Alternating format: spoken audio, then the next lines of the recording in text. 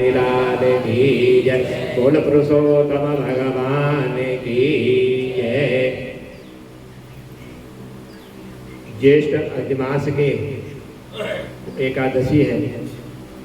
एक समय धर्मराज युधिष्ठिर ने कहा कि हे जनार्दन, कि हे गोविंद, ये जो अधिक मास है, इस अधिक मास के जो कृष्ण पक्ष है, उसके कृष्ण पक्ष की जो एकादशी है, सो हे भगवान के हे प्रभु, उस एकादशी का आप मुझे नाम बतलाइए और उस एकादशी की विधि क्या है।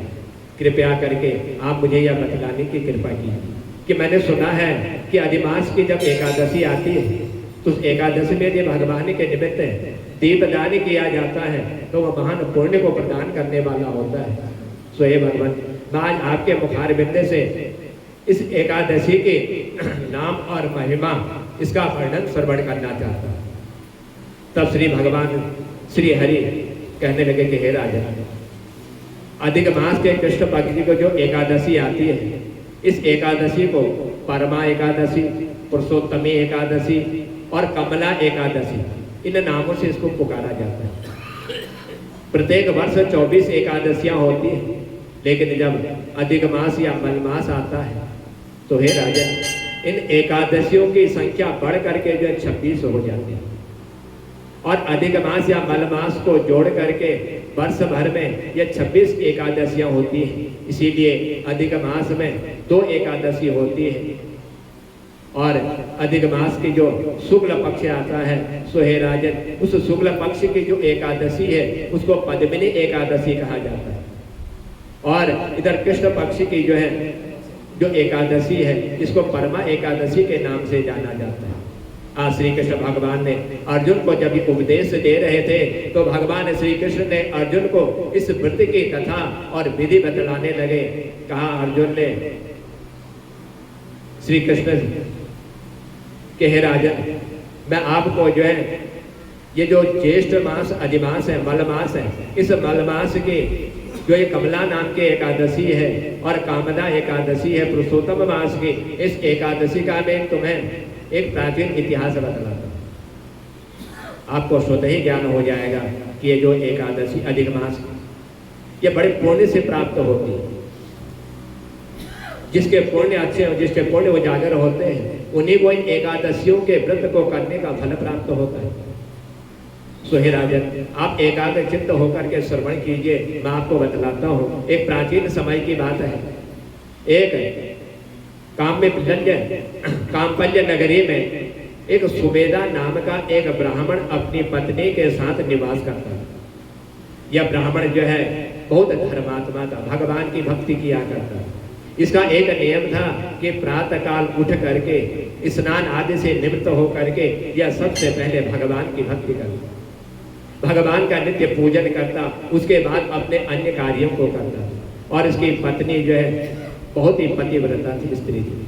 यह जो है अपने पति के बिना कहे हुए किसी कार्य को नहीं करती। पति को सुख हो या दुख हो, हर समय उसमें यह साथ दिया करती थी। यह पतिव्रता स्त्री थी। यह परिवार बहुत सेवा भावी था।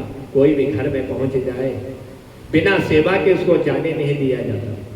बड़ी सेवा करते थे आने जाने वालों की, साधु संतों की। कोई भी घर में आ जाए, किसी भी वेश में हो, लेकिन सबकी यह सेवा करते थे। बड़े सेवा भाव वाले थे। दोनों स्वयं भूखे रह जाते, परंतु यदि घर में कोई अतिथि पहुंच जाता, उस अतिथि की जो है सेवा किए बिना यह रह नहीं जाते। पहले उनको भोजन कराते, बाकी कुछ बचता तो स्वयं भोजन करते, नहीं बचता तो भूखे ही रह जाते थे। धन के अभाव के कारण एक दिन ब्राह्मण ने अपनी पत्नी से कहा कि मैं जो है धन के उपलब्धि के लिए अब मुझे जो है इस देश को छोड़ करके मुझे परदेश जाना है, क्योंकि यहाँ पर मुझे धन की प्राप्ति नहीं हो रही। मैं किसी दूसरे देश में जाकर के कुछ धन लेकर के आता हूँ, इसलिए मुझे परदेश जाना चाहिए, क्योंकि इतने कम धन के द्वारा इस परिवार का संचालन बहुत कठिन हो रहा है। जो धन मैं कमा के लाता हूँ, उस धन से आज मेरे परिवार का गुजारा नहीं हो रहा है। ऐसे वचन इसने अपनी पत्नी से कहे। ब्राह्मण की ऐसी वाणी को सुन करके पत्नी ने कहा, मनुष्य को जो कुछ प्राप्त होता है, वह जो भी पाता है वह अपने भाग्य से ही पाता है।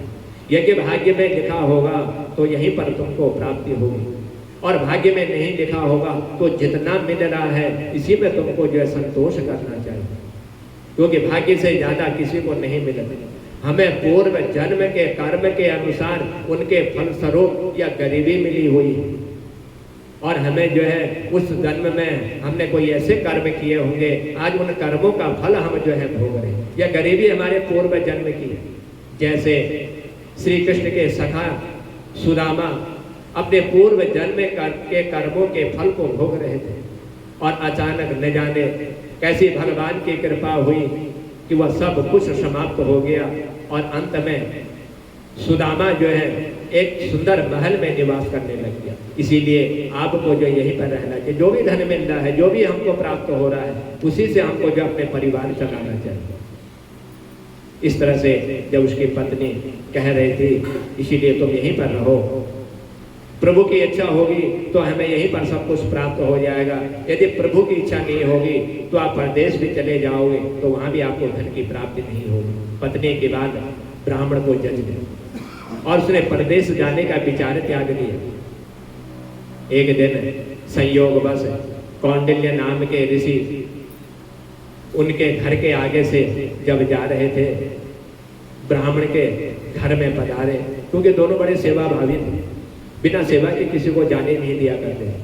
आज ऋषि से ब्राह्मण के घर में पहुंचे, ऋषि कौंडिल्य को अपने घर पा करके दोनों जो आज बड़े प्रसन्न हो गए। एक तो गरीबी है, धन नहीं है, घर में भोजन प्राप्त नहीं होता, परिवार का गुजारा नहीं चलता, लेकिन आज कौंडिल्य ऋषि घर में पधारे हैं तो बड़े प्रसन्न हो गए। बड़ा आनंद इनको आ गया। इन्होंने ऋषि को जो है दंडवत प्रणाम किया, और जो ये दोनों मिल करके अपने परिवार में जो भोजन नहीं कर सकते थे, जो चैन से खा नहीं सकते थे, आज कौंडिल्य ऋषि की जो इन्होंने खूब आओ भगत करी कि उनको मालूम ना पड़े कि ये गरीब है, इसके बाद धन नहीं है। ऐसी आओ भगत करी कि उतना तो कोई सेठ भी नहीं कर सकता। उनका सेवा भाव देख करके ऋषि काफी प्रसन्न हो गए, और पति पत्नी द्वारा गरीबी दूर करने का प्रश्न पूछने पर ऋषि ने उन्हें मलमास के कृष्ण पक्ष में आने वाली पुरुषोत्तम एकादशी करने की प्रेरणा दी। समझ गए, सेवा भाव तो खूब करी, लेकिन मन में ऋषि समझ गए ये बड़े गरीब है, जो धन इनको प्राप्त होता है उस धन से अपने परिवार का गुजारा बड़ी मुश्किल से चलाते हैं। तो आदेश दे दिया कि मलमास की एकादशी करना, तुम्हारे कष्ट दूर हो जाएंगे और तुम्हें धन की जो है प्राप्ति होगी। यह उपदेश है। आज कौंडिल्य नाम के ऋषि ने इनको जो है प्रदान कर दिया और कहा कि उन्हीं की प्रेरणा से द्वारा तुम जो है इसी स्थान में रह करके अत्यंत धन की प्राप्ति करोगे। एकादशी के व्रत के दिन स्नान करके भगवान विष्णु के समक्ष तुम बैठ जाना, हाथ में जल लेना और फूल ले करके संकल्प कर लेना, और संकल्प करते हुए कहना कि हे प्रभु, कि हे भगवान, मेरे पास जो कुछ भी है उसी के द्वारा मैं आपकी भक्ति करता हूँ, आपकी सेवा करता हूँ, और आप ही मेरे घर में अतिथियों को भेजते हो, और मैं आपसे यही मांगना चाहता हूँ, आप मुझे यही दीजिए कि मेरे घर में जो भी अतिथि आ जाए वो कभी भूखा न जाए, वो कभी भूखा न रहे, उसका मान सम्मान हो, उसका कभी अपमान ना हो, यही आप मुझे हमेशा प्रदान करते रहिए। इस प्रकार संकल्प कर देना। उसके पश्चात भगवान की पूजा करना, उसके बाद ब्राह्मणों को भोजन कराना, दान देना, दक्षिणा देना, उनके बाद उनको विदा कर देना, और उसके बाद जो तुमने व्रत किया हुआ है उस व्रत के निमित्त तुम स्वयं जो है जो भी भोजन तुम्हारे घर में बचा हो वही भोजन तुम जो है ग्रहण करना। यह सब कुछ आज कौंडिल्य ऋषि ने इस ब्राह्मण को बतला दिया और कहा कि तुम्हारी दरिद्रता जो है यह सब समाप्त हो जाए, क्योंकि पुरुषोत्तम मास की यह कमला एकादशी जो है मनुष्य का कल्याण करने वाली है, यह मनुष्य को धन धान से परिपूर्ण करने वाली है। और इस कमला नाम के अधिमास की एकादशी में जो भगवान को प्रसन्न करने के लिए दीपदान करता है, सो हे राजन, उस दीपदान के द्वारा उसके जन्म जन्मों के पाप जो है क्षीण हो जाते हैं और पुण्य उजागर हो जाते हैं। इस मलमास में यह दीपदान जो है मनुष्य का कल्याण करने वाला है, जो हर 3 साल में मनुष्य को प्राप्त होता है। लेकिन इस शरीर का कोई भरोसा नहीं है कि कब चला जाए, कब समाप्त हो जाए। इसीलिए जितना भी हो इस मलमास की एकादशी में मनुष्य को जो है दान पुण्य दीपोत्सव के द्वारा भगवान को प्रसन्न करना चाहिए। इतना सब आज कौंडिल्य ऋषि जो है उस ब्राह्मण को बतला करके जब जाने लगे, इन्होंने कहा कि इस एकादशी का व्रत तुम दोनों रखोगे, पति और पत्नी, तब जाकर के तुमको जो है उस पुण्य का फल प्राप्त होगा। यह एकादशी जो है मनुष्य को धन देने वाली है, यह वैभव देने वाली है और पापों का नाश करने वाली और उत्तम गति को प्रदान करने वाली यह एकादशी है। क्योंकि धन के अधिपति कुबेर ने भी इस एकादशी के व्रत का पालन किया था, जिससे प्रसन्न होकर के भगवान शंकर ने उनको जो है कुबेर का पद प्रदान कर दिया। यह पद जो है इस एकादशी के ही द्वारा कुबेर को प्राप्त हुआ। ऋषि की यह बात सुन करके दोनों बड़े आनंदित हुए। समय व्यतीत होता चला गया, आज वो समय आ गया। 3 साल व्यतीत हो गए। 3 साल व्यतीत होने पर यही मलमास जो है इन दोनों को प्राप्त होगा।